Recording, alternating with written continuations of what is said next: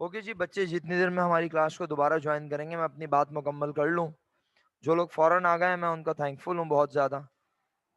देखें बच्चों, मेरा ख्याल है कि आप मेरी बात का सेंट्रल आइडिया समझ गए हो। जाफा भाई, मुंह धो के आना है पक्का? धुला हुआ है सही से? ओके, लग रहा है मुझे सही से नहीं धुला आज मुंह। देखें बात यह है कि जब किसी क्वेश्चन की वर्कशीट बनी हुई होगी, चाहे वो पेपर में बना कर दे, चाहे वो आपसे बनवाए, इस साल तो ऐसा कुछ भी नहीं होने वाला, आप बहुत अच्छे से जानते हैं।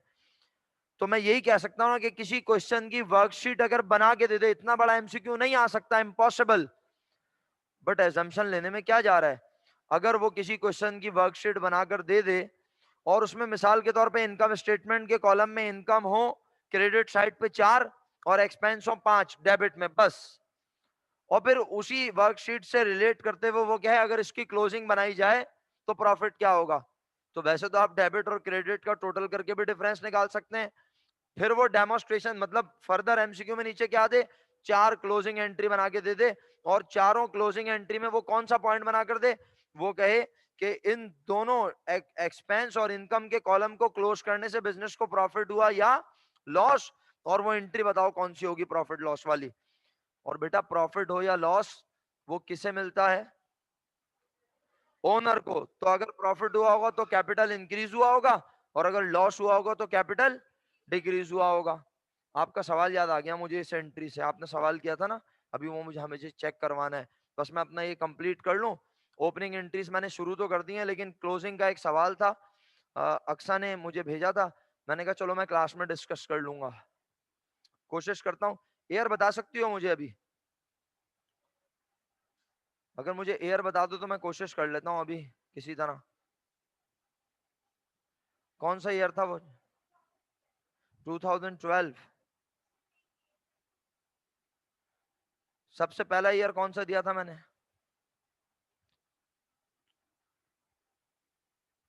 चलो अच्छा चेक करते हैं, अभी रुक जाओ। 2012? नहीं ये नहीं है।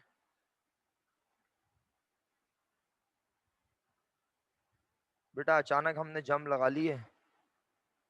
और कहाँ लगा ली है मेरा बच्चा? हम अचानक आ गए क्लोजिंग एंट्रीज पर, क्योंकि एक सवाल, ये सवाल था। याद करें, मैंने आपको ये सवाल शेयर स्क्रीन पे कर रहा हूं बच्चों। ये सवाल था जिसमें दो एंट्रीज तो हमने डिस्कस कर ली थी। हमने कहा था इसमें अमाउंट्स आप ऊपर से लेंगे अगर आपको याद हो, और याद नहीं है तो कोई बात नहीं, आहिस्ता आहिस्ता चीजें याद आ जाएंगी इंशाल्लाह। मैंने कहा था पहली एंट्री में expense and revenue summary debit, सारे एक्सपेंस क्रेडिट। फिर कहा दूसरी एंट्री में सारी इनकम डेबिट और expense and revenue summary credit. फिर तीसरी एंट्री क्या लिखी है पढ़िएगा जरा, the entry of transferring the credit balance. यकीन माने मेरा आपको एंट्री बनानी आती है, लेकिन कभी कभी आप कंफ्यूज हो जाते हैं, तो इसलिए मैंने कहा जब कोई ऐसा स्टूडेंट कंफ्यूज होता है तो मुझे लगता है पर्सनली कि मुझे पूरी क्लास से वो बात शेयर करनी चाहिए। तो मैं आपसे जो बात शेयर कर रहा हूं उसको जरा ध्यान से सुने और देखें मेरे बच्चों। यहाँ स्क्रीन पे अगर आप देख सकते हो, लिखा है entry of transferring the credit balance. Credit balance किसका? प्रॉफिट एंड लॉस अकाउंट का, जिसे मैं कहता हूं, कह रहा है उस expense and revenue summary account का कौन सा बैलेंस? Credit balance. और उसे क्या करना है? ट्रांसफर करना है। किस अकाउंट में करना है? तो भाई इसका मतलब है एक्सपेंस एंड रेवेन्यू समरी अगर क्रेडिट में है तो उसे करना है डेबिट, और क्रेडिट में लिखना है कैपिटल। अब बेशक यहां पर आपको अमाउंट ऑफ प्रॉफिट और लॉस नहीं लिखनी है, बस आपने एंट्री बनाकर दिखानी है। बिल्कुल इसी तरह, सर तो डेबिट क्रेडिट में कुछ ना लिखे हैं, नहीं कुछ नहीं लिखे हैं आप। इसी तरह point number 4, the entry of transferring net loss to capital account. इसका मतलब है अब आप एंट्री बनाकर दिखाएं। किस चीज की एंट्री बनाकर दिखाएं? ट्रांसफर करने की। क्या? तो भाई चाहे प्रॉफिट हो चाहे होता किस अकाउंट में है? किस अकाउंट में है? शुक्र अल्हम्दुलिल्लाह, याददाश्त चली गई थी वापस आ गई। चाहे बिजनेस को प्रॉफिट हो चाहे बिजनेस को लॉस, वो इनकम समरी अकाउंट में होता है, expense and revenue summary account में होता है, प्रॉफिट एंड लॉस अकाउंट में होता है। और अगर वो expense and revenue summary account में है तो जरा याद दिलाओ, लॉस होता कब है? वेरी गुड, बस 2 लोगों का जवाब आया। लॉस होता कब है, यानी क्या पहचान है, क्या अलामत है लॉस होने की, बोलो। एक्सीलेंट, जब बिजनेस के एक्सपेंस ज्यादा हो। भाई जब आपके खर्चे होंगे ज्यादा और इनकम होगी कम, तो यकीनन बिजनेस को, तो एक्सपेंस ज्यादा होने का मतलब एक्सपेंस कहां होंगे? डेबिट। तो लॉस भी कहां होगा? चुप होगा। अबे अभी तो आपने बोला एक्सपेंस ज्यादा होंगे तो कहां होंगे, तो लॉस भी कहां होगा? डेबिट साइड पर होगा। किस अकाउंट में? Expense and. तो आप उसे ट्रांसफर कर रहे हैं किस अकाउंट में? तो कैपिटल को जब लॉस मिलेगा तो खुशी से फूल जाएगा, बल्कि सारी हवा निकल जाएगी, मालिक का हिस्सा बिजनेस में। कैपिटल कम हो तो हमेशा, तो आप इसकी एंट्री बनाएंगे कैपिटल डेबिट, और एक्सपेंस एंड रेवेन्यू समरी या प्रॉफिट एंड लॉस अकाउंट या इनकम समरी अकाउंट क्रेडिट हो जाएगा। किसी को समझ नहीं आया तो पूछ के देखे एक बार, मतलब पूछ ले अगर चाहे तो, हिम्मत है तो। तो सर थर्ड कॉलम में भी यही होगा ना? थर्ड हाँ सर, कॉलम? फिर थर्ड वाले में क्या होगी? थर्ड कॉलम या थर्ड थर्ड वाले एंट्री? में क्या एंट्री होगी? हाँ, फिर आवाज चली गई, आवाज तो आ रही है। सर थर्ड वाले में क्या एंट्री होगी ये बता दें। Second third? की तो समझ आ गई, थर्ड में भी सेम रखेंगे? अबे यार हद हो गई यार, थर्ड और फोर्थ एंट्री आपको सेम लग रही है? जरा देखिएगा यहाँ पे क्या लिखा था, एंट्री ऑफ ट्रांसफरिंग क्या, प्रॉफिट एंड लॉस का अकाउंट बैलेंस किधर शो कर रहा है? ये आपको नजर आ रहा है स्क्रीन? और अगर नजर नहीं आ रही है तो आपने पढ़ा तो है घर से, entry of transferring the credit balance. बेटा एक्सपेंस एंड रेवेन्यू समरी का बैलेंस क्रेडिट में है। जब वो क्रेडिट में होगा तो जरा सोचो ना, कौन सी चीज ज्यादा है इस वक्त? सर नहीं पता। अभी तो आपने बताया बिजनेस में अगर लॉस हो तो कौन सी साइड पे होता है? डेबिट। रट्टा लगाने की जरूरत नहीं है, दिमाग चलाएं, आप जानते हैं, लेकिन कभी कभी आपके दिमाग में बात वो आती नहीं है उस वक्त जब पूछी जाए। देखिए ये तो कॉमन सेंस की बात है, बिजनेस को प्रॉफिट कब होगा? तो इसमें कौन सी मैंने लॉजिकल बात कर दी भाई? किसी भी बिजनेस को प्रॉफिट कब होगा जनाबे अली? आवाज नहीं आ रही मुझे। किसी भी बिजनेस को प्रॉफिट कब होगा? जब उस बिजनेस की इनकम, और इनकम ज्यादा होने का मतलब किस साइड पे होगी? तो भाई वो यहाँ पे अंग्रेजी में बोल रहा है। जी सर फरमाइए। सर फातिमा आपका नेट इशू कर रहा है सर, आपका हाँ नेट बहुत इशू, नेट इशू कर रहा है। अच्छा, नेट इशू कर आपको आवाज नहीं आ रही मेरी क्या? आपको मेरी आवाज नहीं आ रही तलाल?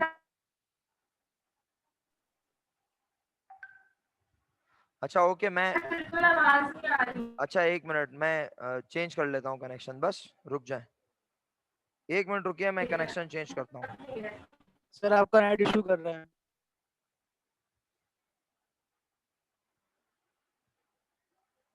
मैं चेंज करता हूँ, रुक जाए भाई जरा नेट को। अगर आपको आवाज नहीं आ रही है तो रुक जाए, मैं चेंज करता हूँ कनेक्शन।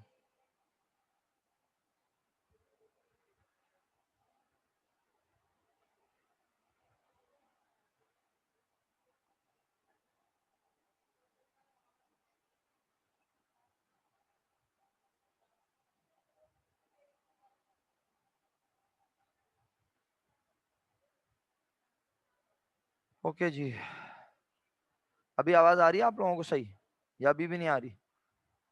अभी आवाज सही आ रही है आप लोगों को? बताइए प्लीज जल्दी से। अभी भी रोबोटिक आवाज आ रही है?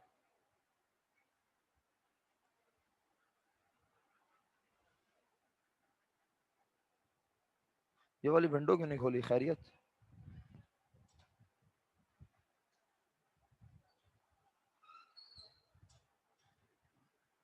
जी भाई कनेक्शन चेंज कर दिया, अपने खर्चे पे आ गया, अपने खर्चे पे आवाज सही आ रही है अब बताओ बच्चों, आवाज सही आ रही है या अभी भी वैसे ही है? अब रोबोट वोबोट तो नहीं बोल रहे? चलो कहां से कंटिन्यू करूं ये बताओ? थर्ड एंट्री से कंटिन्यू कर रहा हूं, तुम लोग थर्ड एंट्री में पता नहीं क्यों कंफ्यूज हुए भाई, मुझे समझ में नहीं आया। देखो इतना क्लियरली लिखा हुआ है, अगर मैं तुम्हें डायरेक्ट बता दूं तो बात ही सर खत्म हो वापस जाएगी, शुरू हो मजा ही गया, नहीं आएगा पढ़ाने का। वही मसला। ओ भाई ये एंट्री में वो कह रहा है कि अगर बिजनेस को हुआ है प्रॉफिट तो क्या एंट्री बनाए, और इस एंट्री में वो कह रहा है बिजनेस को हुआ है क्या, लॉस। देखो उसने सिर्फ वर्डिंग से खेला है और कुछ नहीं किया। यहां उसने बोल दिया कि एंट्री बनाकर दिखाओ ट्रांसफर करने की credit balance profit and loss account का, कौन से अकाउंट में। तो आपने कहा अगर क्रेडिट बैलेंस है प्रॉफिट एंड लॉस अकाउंट का तो उसे क्रेडिट से कहां लिखेंगे, तो आपने प्रॉफिट एंड लॉस अकाउंट को डेबिट किया और कैपिटल अकाउंट को किस साइड पे लिख दिया, क्रेडिट। अब अगर यही अंग्रेजी वो यहां लिख देता और सिर्फ ऐसे लिखता, the entry of transferring the debit balance of profit and loss account to capital account, तो कितना आसान हो जाता। उसने यहां पर अंग्रेजी से खेला और कुछ नहीं किया। यहां उसने बोल दिया entry of transferring the net loss. तो अकलमंदों वाली बात करें, यकीनन यहां बिजनेस को क्या हुआ होगा, आवाज नहीं आई, यहां पे लॉस हुआ होगा, इस वाले केस में प्रॉफिट हुआ होगा। और पहचान क्या है, रट्टा थोड़ी लगाना है। प्रॉफिट कब होता है, जब बिजनेस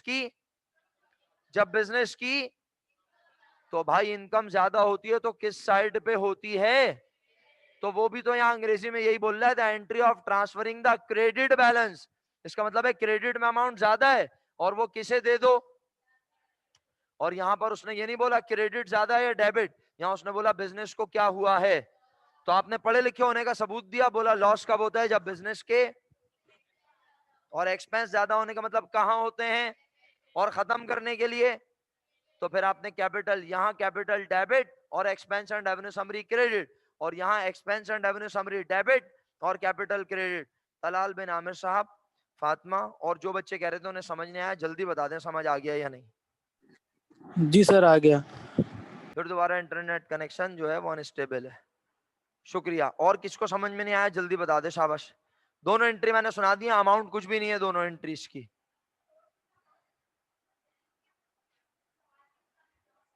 वो आप सवाल के मुताबिक लिख सकते हैं, लेकिन यहाँ उसने अमाउंट के लिहाज से नहीं बोला है, क्योंकि अगर मैं अमाउंट के लिहाज से कहूंगा तो फिर यहाँ पे अमाउंट क्या लिखूंगा, समझ नहीं है। नहीं, हाँ मतलब आप जीरो तो लिखते ही नहीं है ना, उस सेंस में मैं कहना चाह रहा हूं। तो बेसिकली वो आपका सिर्फ कॉन्सेप्ट चेक करना चाह रहा है कि आपको ये पता है कि इसकी एंट्री बनती क्या है, बस। तो वो अगर आप बना देंगे तो इनफ है।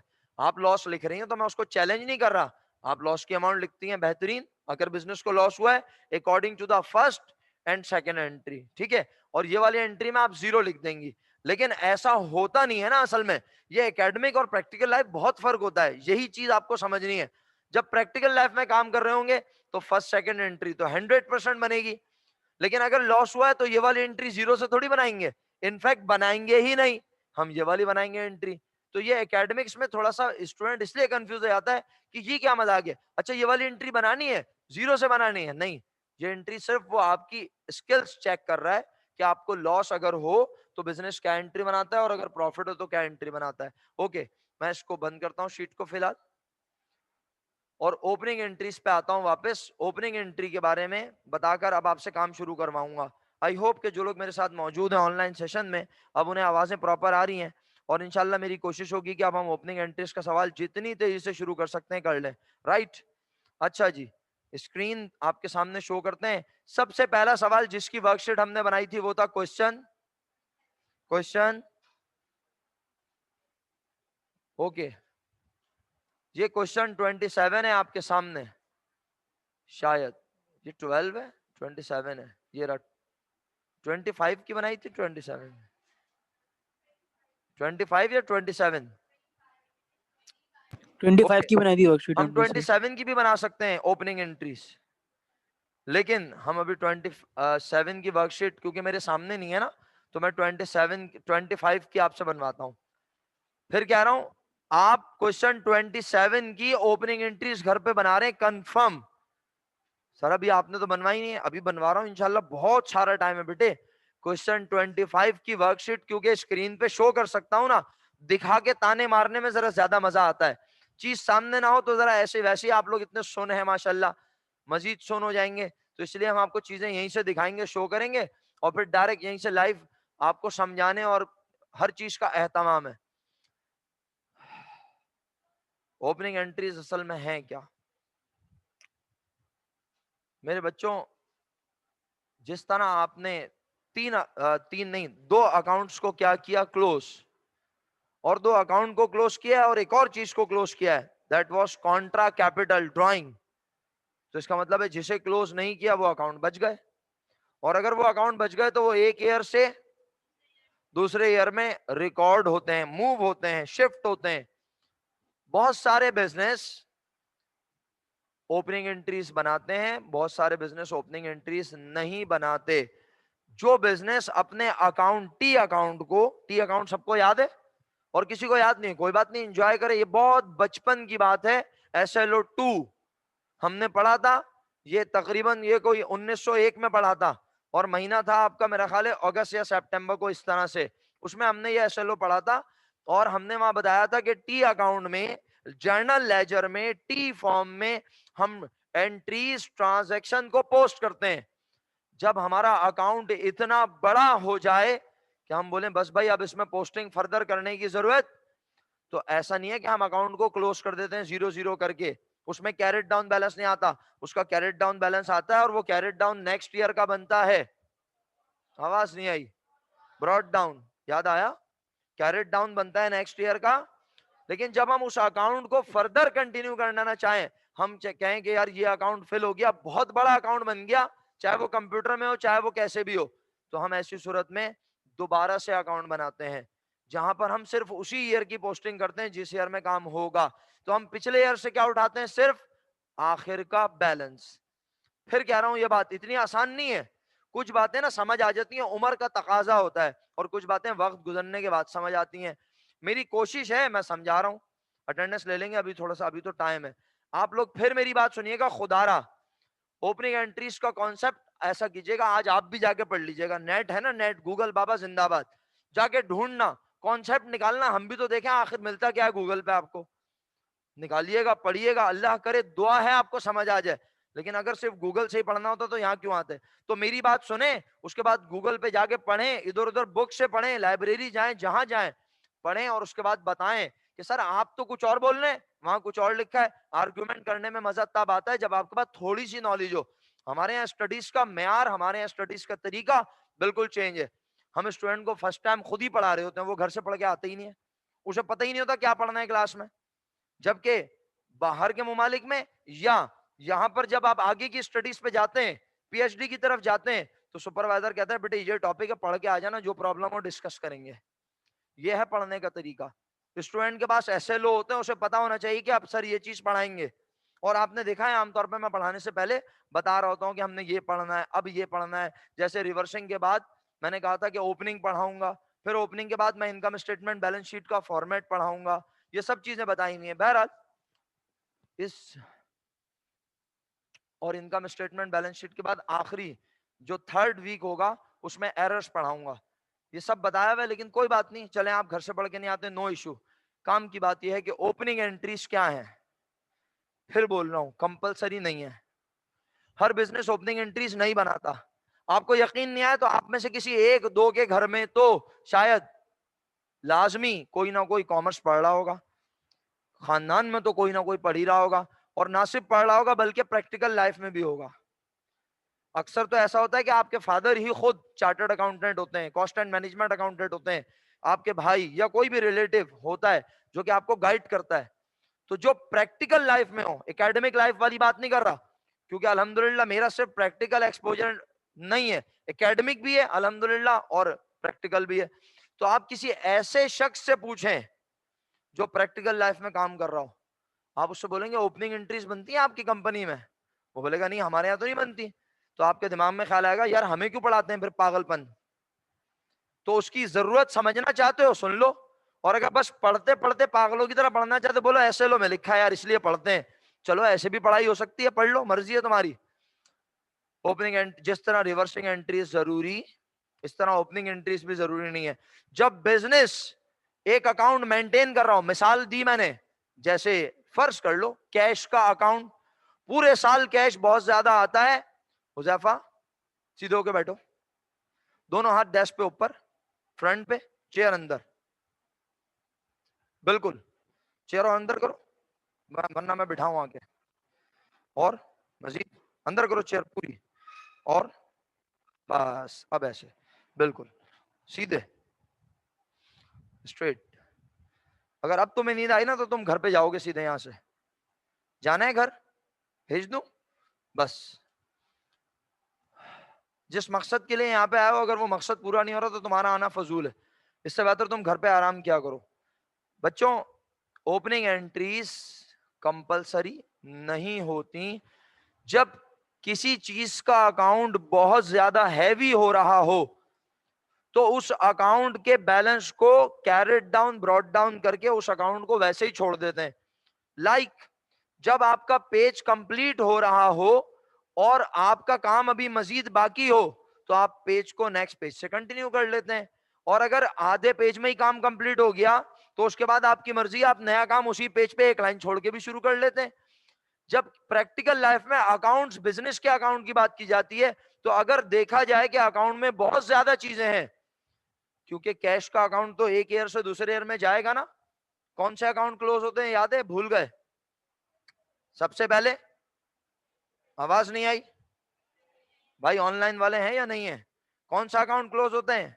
एक्सपेंस, और एक्सपेंस के साथ बोलना है कॉन्ट्रा एक्सपेंस, और रेवेन्यू, रेवेन्यू के साथ, और एक और ड्राइंग का अकाउंट क्लोज होता है। इसका मतलब है बाकी जितने अकाउंट है वो क्लोज।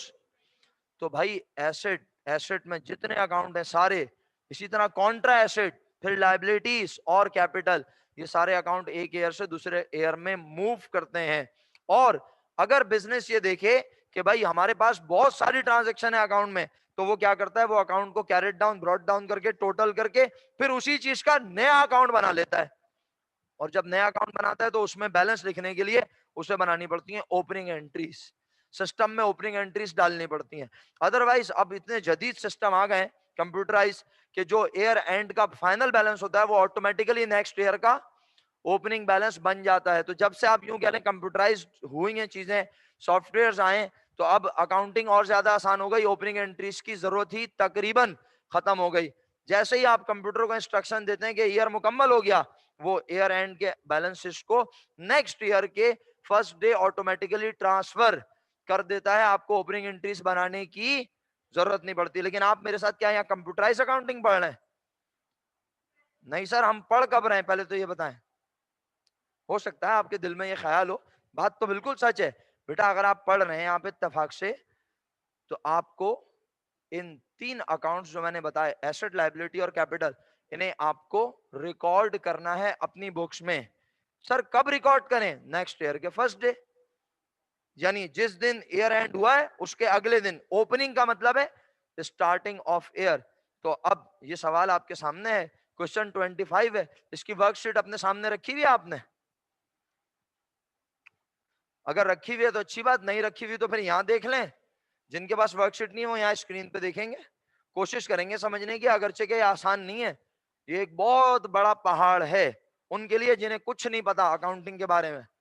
लेकिन हम कोशिश कर सकते हैं, हम भी इंसान आप भी इंसान, कोशिश तो कर सकते हैं। आइए कोशिश करके देखते हैं। भाई इनकम स्टेटमेंट में लिखे जाने वाले सारे अकाउंट तो हो गए क्लोज। तो बचे कौन कौन से? एसेट, कॉन्ट्रा एसेट, लायबिलिटी और कैपिटल। सबसे पहला अकाउंट क्या लिखा हुआ है? कैश। सर मैंने आपकी चेयर कहां करवाई थी? तो मूव किसने किए चेयर पर भी? क्यों? आपको नींद आ रही थी ना ज्यादा? मतलब आप चाह रहे हैं मैं आपको क्लास में खड़ा कर दूं? कितने अजीब से लगेंगे आप। अटेंटिव होके बैठो, समझ आई? बहुत अटेंटिव हो गया। एडजस्ट कर लो जितना करना है अपने आप को, और अब काम करने की तैयारी करो। तो आप लोग इस क्वेश्चन की बनाएंगे ओपनिंग एंट्रीज, और ओपनिंग एंट्रीज इतनी आसान है कि ये तमाम बैलेंस, कैश का बैलेंस 40,000 है, कब है? ईयर एंड पर। तो यकीनन यही बैलेंस ट्रांसफर होगा कब? नेक्स्ट ईयर के फर्स्ट डे। तो कैश जब नेक्स्ट ईयर के फर्स्ट डे जाएगा तो कैश क्या होता है हमारा? और जब बुक्स में रिकॉर्ड होगा तो कहां रिकॉर्ड करेंगे? तो कैश डेबिट में लिखेंगे। उसके बाद बस सिर्फ एक डेबिट नहीं बेटा, और क्या चीज है बिजनेस में बताओ? नेचर। नेक्स्ट ईयर में मूव हो रहा है तो ये भी कहां रिकॉर्ड होगा? डेबिट। फिर नेक्स्ट पढ़ो क्या लिखा हुआ है? नेचर कहां रिकॉर्ड होगा? डेबिट। ऑलरेडी डेबिट में है, लेकिन ये तो ईयर मुकम्मल हो गया ना, और नेक्स्ट ईयर में हम एंट्रीज बनाकर बैलेंस को लेके जाना चाहते हैं, तो इसका मतलब है वो तमाम चीजें जो नेक्स्ट ईयर में मूव होंगी वो रिकॉर्ड होंगी, और उनको रिकॉर्ड करने को कौन से एंट्रीज कहते हैं करीम भाई? आवाज नहीं आई।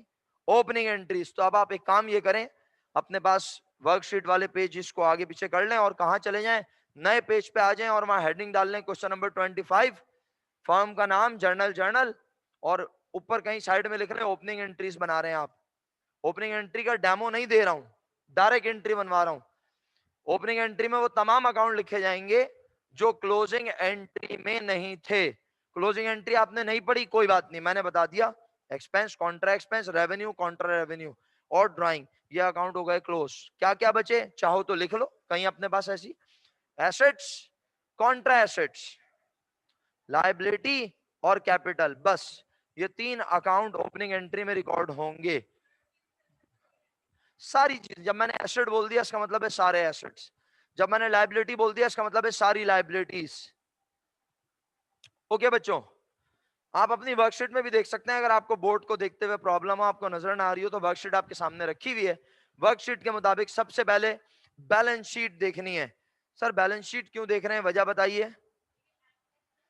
क्योंकि एसेट जो है वो मूव करेंगे, लायबिलिटी मूव करेंगी, कैपिटल मूव करेगा, कॉन्ट्रा एसेट मूव करेंगे, तो वो यहां बैलेंस शीट में मिलेंगे।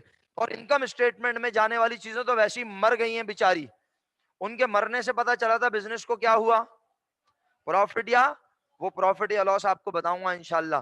तो चलिए, मेरा ख्याल है आपके साथ मिलकर एंट्री बनाऊं तो माहौल बनेगा, वरना आप लोग तो पता नहीं कुछ और ही बना लेंगे। वक्त हमारे पास बहुत है माशाल्लाह। शुरू करते हैं। आप वर्कशीट अलग से है बनी हुई, आज लेके नहीं आए हुए? क्यों? रोजाना लेकर आया करो बेटा। वर्कशीट बनी हुई है अलग से बनी रखी है या इसी में? ये वर्कशीट है ना आपके पास, बस सही अपने पास रखें, मुझे जरा हेल्प कर दीजिएगा। वैसे मैं यहाँ से टैब को मूव कर सकता हूँ बार बार।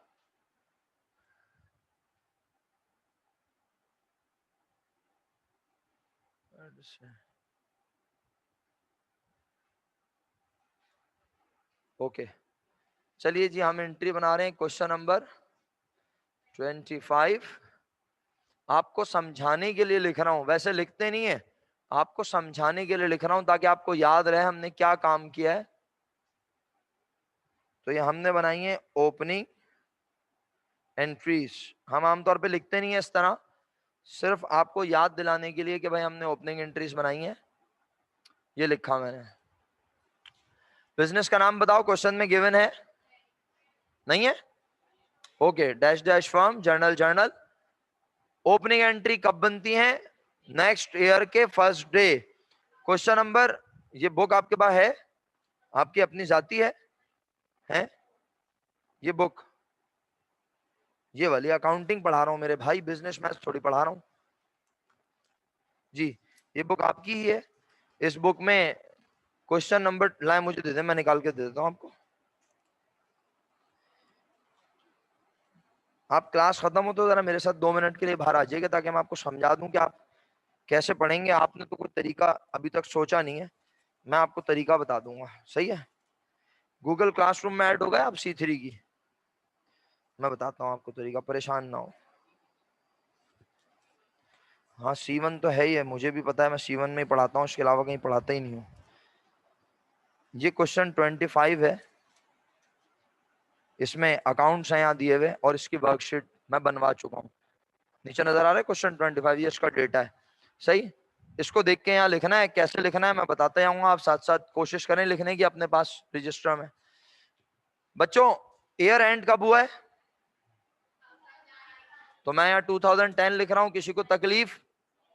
ओके, जनवरी 1,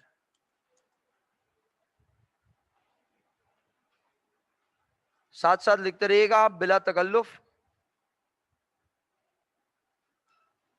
ओके, सबसे पहला अकाउंट जो वर्कशीट में नजर आ रहा है, मेरी बात सुन लें आप ध्यान से, मैं आपकी सहूलत के लिए ऐसे कर रहा हूं काम, वरना यकीन करें मैं डायरेक्ट आपको ओपनिंग एंट्रीज बनवाऊं किसी ऐसे क्वेश्चन की जिसकी वर्कशीट आपके पास बनी हुई नहीं होगी। जब वो नहीं बनी हुई होगी तो आपको कितनी चीजों का ख्याल रखना पड़ेगा। सबसे पहले एसेट ढूंढेंगे ट्रायल बैलेंस में, फिर एडजस्टमेंट में ढूंढेंगे, एडजस्टमेंट में होगा तो प्लस या, और फिर उसके बाद यहां लिखेंगे। और उसके बाद अगर ट्रायल बैलेंस में है ही नहीं तो फिर कहां हो सकता है, एडजस्टमेंट में भी हो तो वहां से डायरेक्ट लिखेंगे। तो वो सवाल इसके मुकाबले बहुत मुश्किल नहीं होगा, लेकिन ये जो छपाई का, इसको कहते हैं छपाई प्रोग्राम, वहां से देखा यहां लिखा, वहां से देखा यहां लिखा। लेकिन जब हम एक सवाल प्योरली बुक से देख रहे होंगे जिसका सॉल्यूशन नहीं होगा, हाँ एडजस्टिंग बनी हुई होगी, क्योंकि अगर एडजस्टिंग नहीं बनी हुई तो फिर तो मलकुल मौत नजर आने लगेंगे मुझे, क्योंकि फिर पहले एडजस्टिंग बनवाओ फिर उसकी ओपनिंग बनवाओ, बहुत देर लगेगी। तो आई होप आप सब लोग यकीनन बहुत आराम से ये एंट्री बना रहे हैं। कैश डेबिट, कैश डेबिट हुआ, अमाउंट बताओ। ओके, उसके बाद नेक्स्ट अकाउंट क्या था, मर्चेंडाइज था, ट्रेड रिसीवेबल ये लिखा हुआ, कितना था बेटा 20,000, तो ट्रेड रिसीवेबल हमने भी लिख दिया 20,000। उसके बाद जाओ दोबारा, प्रीपेड इंश्योरेंस 2,000 हमने भी लिख दिया, प्रीपेड इंश्योरेंस। मुझसे आगे कोई चले नहीं प्लीज, रिक्वेस्ट है मेरी, सही है, आपसे रिक्वेस्ट कर रहा हूं, आप हैं चैंपियन, लेकिन अभी मुझसे आगे ना चलिएगा सिर्फ इस सवाल में, इसके बाद वाले में आप चलिएगा नहीं, उड़िएगा उड़िएगा, मैं आपको उड़ाऊंगा, आप उड़ते रहिएगा। प्रीपेड इंश्योरेंस कितने से मेरा बेटा 2,000, ओके आपका भरोसा करते हुए लिख लिया। प्रीपेड इंश्योरेंस किसी एडजस्टमेंट में, अच्छा एडजस्टमेंट की तो जरूरत ही नहीं है क्योंकि ये सारी चीजें एडलेस होने के बाद लिखी हुई है। प्रीपेड इंश्योरेंस 6,000 ट्रायल बैलेंस में था भाई, प्रीपेड इंश्योरेंस ट्रायल बैलेंस में 6,000 रुपए जो बुक में देख रहे हैं इस वक्त, खुदा ना खास्ता प्रीपेड इंश्योरेंस अगर बुक में देखें आप ट्रायल बैलेंस में डेबिट साइड पर वो 6,000 है, लेकिन एक एडजस्टमेंट बनने की वजह से वो 2,000 रह गया है, तो वो 2,000 लिखा। सर तो हमें पिछले 6,000 से कोई गर्ज नहीं है, यही तो सहूलत है आज कि हमें एडजस्टमेंट वगैरह देखनी नहीं है, डायरेक्ट अमाउंट उठाओ और एंट्री बनाओ। Okay next, merchandise inventory ending. हाँ भाई क्या होता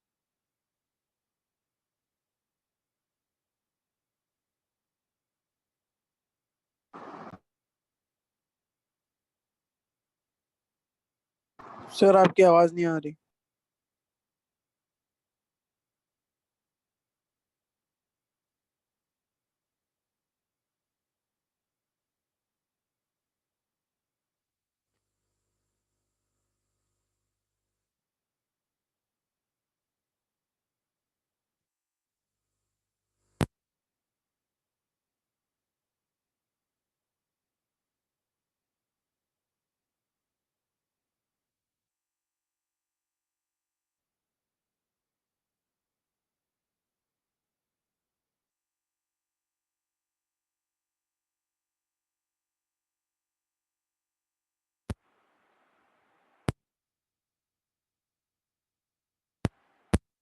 हेलो हेलो, अब आवाज आ रही है।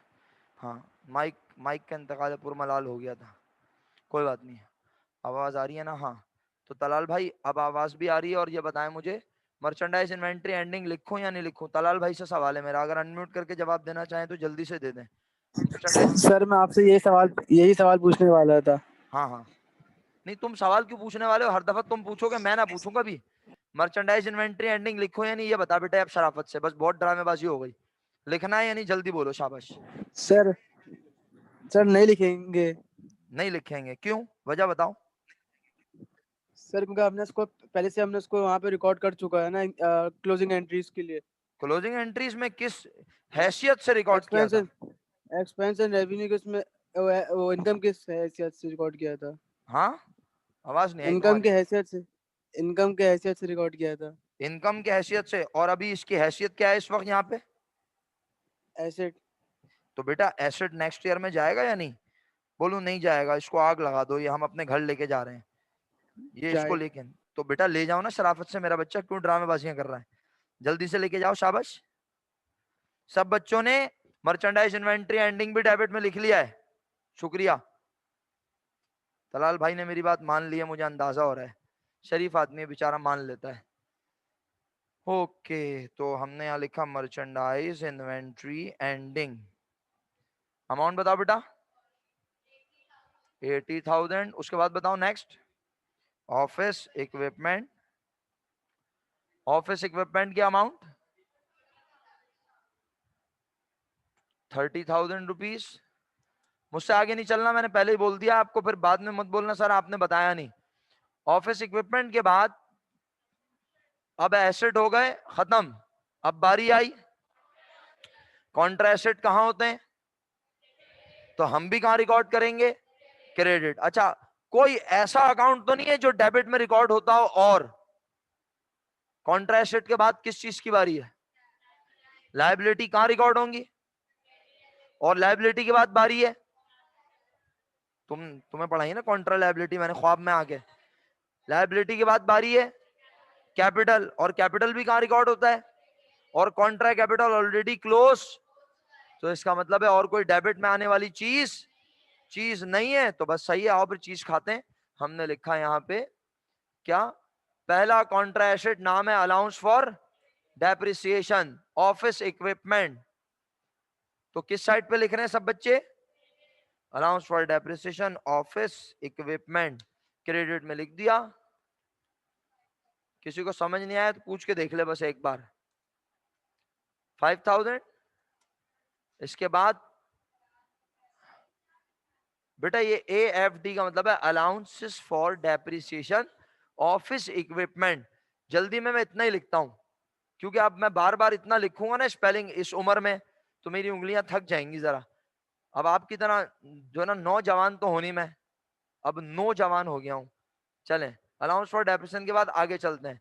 अलाउंस फॉर डेप्रिसिएशन के बाद अगला नाम क्या है, पढ़े बच्चों, अलाउंस फॉर बैड डेट्स। अब्बू का नाम,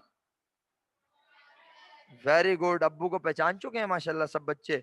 याद रखना अकाउंटिंग में सिर्फ अब्बू का नाम ये लेना होता है बेटा, कभी घर पे बोल दिया घर वाले परेशान हो जाएंगे। बच्चे का जहनी तवाजुन खराब कर दिया हमारे सर इमरान ने। Allowance for bad debts 600 rupees, सबने लिख दिया, वेरी गुड। उसके बाद अलाउंस फॉर बैड डेट्स के बाद हमने कहा कॉन्ट्रा एसेट फिनिश। अब बारी आई लायबिलिटी में पहला नाम। ये सवाल इतना प्यारा लगता है ना मुझे, इसलिए कि हमने सारी चीजें जॉट डाउन की हुई ऑलरेडी, लेकिन जब हम उठाएंगे कोई ऐसा सवाल जिसमें सिर्फ दिया हुआ होगा ट्रायल बैलेंस और चीजें होंगी बिल्कुल आपकी तरह आगे पीछे जैसे आप होते हैं आमतौर पे, तो फिर देखने में मजा आएगा, काम करने में मजा आएगा। तो बताएं, ट्रेड पेबल, अकाउंट पेबल 18,000, हमने भी लिखा account payable 18,000 rupees. Credit side पे लिखने पे किसी को कोई एतराज हो, कंफ्यूजन हो तो जरूर पूछे बिला झिझक। अकाउंट पेबल की नेचर लायबिलिटी, लायबिलिटी हमेशा क्रेडिट में होती है और रिकॉर्ड भी क्रेडिट साइड पे होती है, ठीक है। वो ऑलरेडी क्रेडिट में थी, क्योंकि हम उसको ओपनिंग कर रहे हैं, नेक्स्ट ईयर में लेके जा रहे हैं, तो हमने इसलिए ओपनिंग में रिकॉर्ड किया। उसके बाद अगला अकाउंट है नोट्स पेबल। नोट्स पेबल भी हमारी, तो बिल्कुल आप लिखिए नोट्स पेबल 12,000 रुपीज। इसके बाद क्या है, अनअर्न्ड, ये भी हमारी। ओके, आई होप आप सब लिख रहे हैं साथ साथ। कितना मेरा बेटा, 4,000 है मेरा बच्चा, 4,000। अनअर्न्ड रेंट के बाद सैलरीज। ओके, यकीनन आप सैलरीज पे बिल लिख रहे हैं। सैलरीज पे बिल की अमाउंट भी इत्तेफाक से 4,000। सैलरीज पे बिल के बाद हमने कहा लायबिलिटी भी खत्म। आप तो थे ही खत्म, लायबिलिटी भी हो गई खत्म।